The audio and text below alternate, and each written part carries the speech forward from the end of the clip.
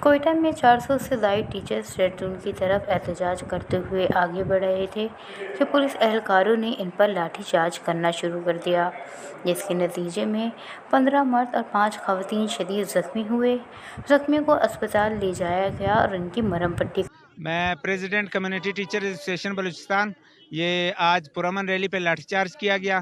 اساتذہ سے موبائل لیے گئے جو کوریج دے رہے تھے احتجاج کو، اور 4 اساتذہ ابھی تک لاپتہ ہیں، 20 کے نزدیک جو ہے وہ زخمی ہیں، 4 کے بازو ٹوٹے ہوئے ہیں، آپ کے سامنے ہیں، اور فیمیل اساتذہ پر لاٹھی چارج کیا گیا جس کی ویڈیو میڈیا پر موجود ہے۔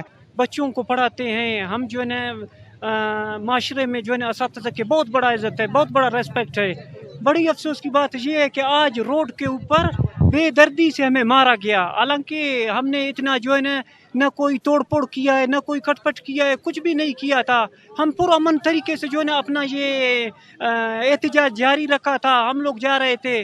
تو بڑی دکھ سے یہ بات کہنا پڑتا ہے کہ ان کو شرم آنا چاہیے تھا کہ ایک اساتذہ کی، ایک لیڈیز کی جو ہے نا کچھ ریسپیکٹ ہوتا ہے، ایک استاد کا کچھ ریسپیکٹ ہوتا ہے، لیکن اتنا بے دردی سے ہمارے تمام اساتذہ کرام کو انہوں نے مارنا شروع کر دیا۔ لیکن اس سب کے باوجود بھی کئی زخمی اساتذہ احتجاج میں دوبارہ آ کر شریک ہو گئے، اور کئی اساتذہ اب تک لاپتہ ہیں جن کا کوئی اتا پتہ نہیں کہ وہ اس وقت پولیس کی تحویل میں ہیں یا اسپتال میں منتقل ہیں۔